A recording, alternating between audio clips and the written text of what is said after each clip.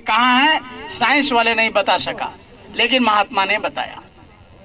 अब यही दरवाजा यहीं से होकर के भगवान के घर जाया जा सकता है। इसीलिए देवी देवता भी चाहते हैं कि हम भी मनुष्य बन जाए, कि इस दरवाजे से होकर के हम प्रभु के घर पहुंच जाए। ये बस इसी कारण से देवी देवता तरसते। लेकिन ये शरीर प्रेमियों, दोनों भावों के बीच में अब इसे रास्ता है, तो ये मत समझ लीजिएगा कि दोनों भावों के बीच में दरवाजा है तो ऑपरेशन करा के चीर लेंगे तो भगवान दिखेगा, नहीं।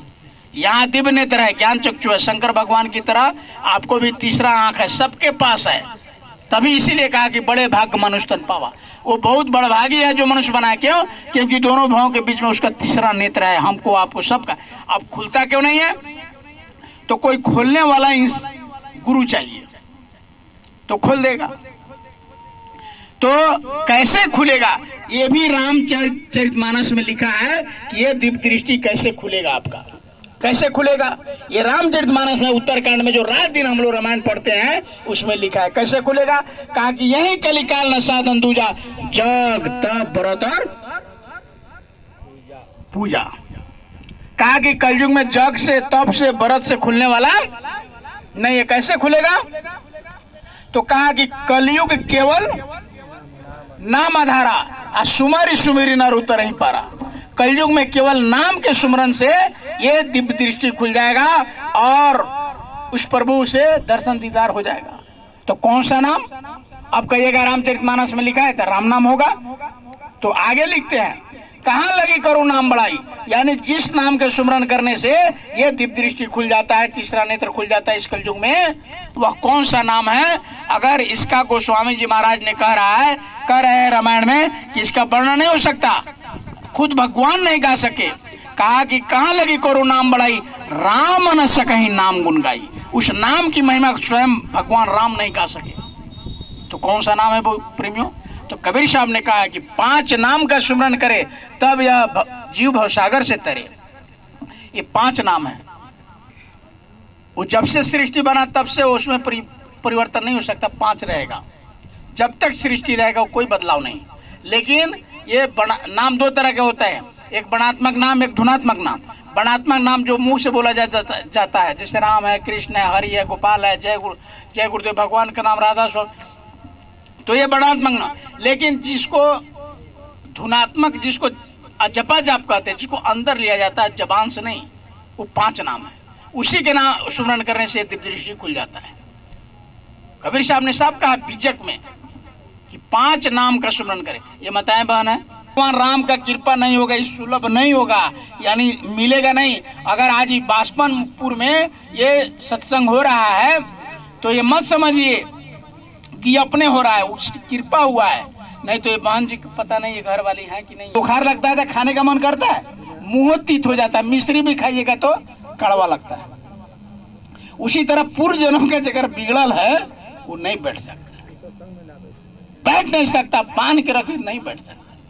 वो कुछ वो मालिक ही कह दिया है। तो प्रेमियों, ये दोनों भावों के बीच में ये दरवाजा है, ये कैसे खुलेगा? रामचरितमानस में कहा कि ये कलयुग केवल नाम आधारा, सुमारी सुमेरी नर उतरे पारा। और नाम कहाँ मिलेगा?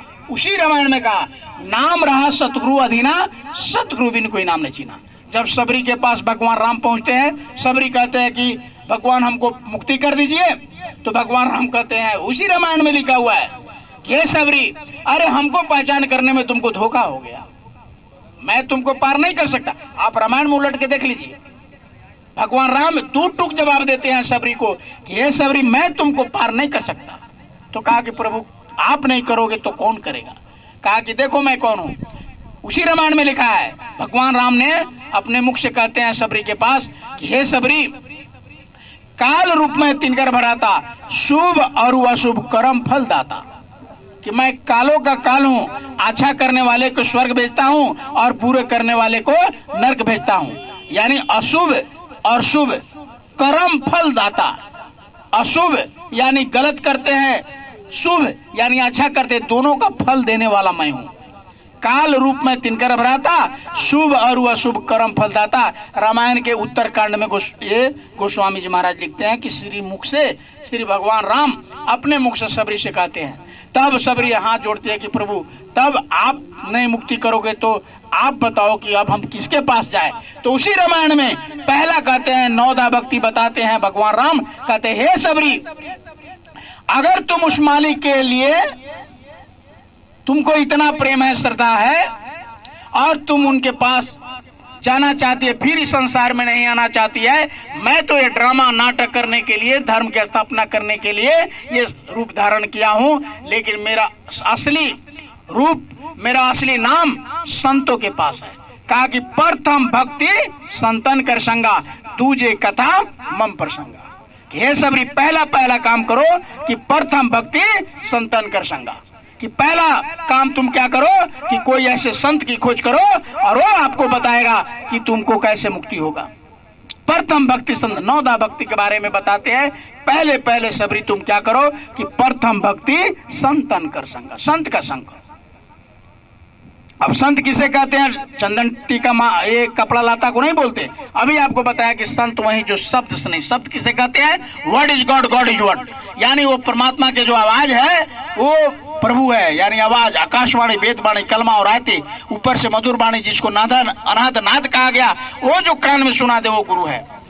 ऐसा नहीं कि कान में कुछ पढ़ दिया पता नहीं चला क्या कहा, कान में ऊपर से आवाज आ रही है ब्रह्मवाणी वेदवाणी, वो जो सुना दे वो पक्का गुरु होता है।